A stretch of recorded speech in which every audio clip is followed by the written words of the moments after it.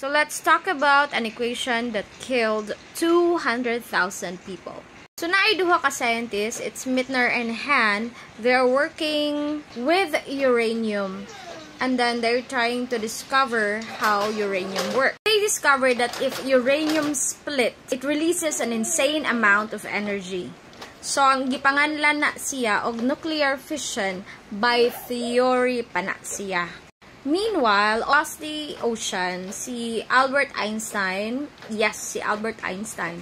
So, nakadungog siyang mga chika-chika nga na ako na yung mga giweaponize ang Nazi nga mga scientist. All about atomic research. So, sa iyang kahadlok, nag-letter siya to President Roosevelt na nagchika siya about sa atomic weapon. So, gikan sa letter ni Einstein na balakag yun si President Roosevelt, so mo nabuhi ang Manhattan Project.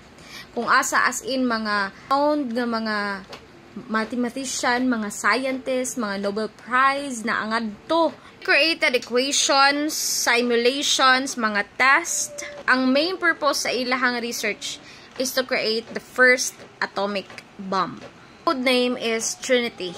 Unya, una papel ra siya, pag una equations ra siya, pag una written ra gid siya nga mga codes until nahimo gyud ang atomic bomb. 3 weeks later, upon the discovery of this atomic bomb, gigamit siya sa Hiroshima and Nagasaki. There was bombing and 200,000 people were killed.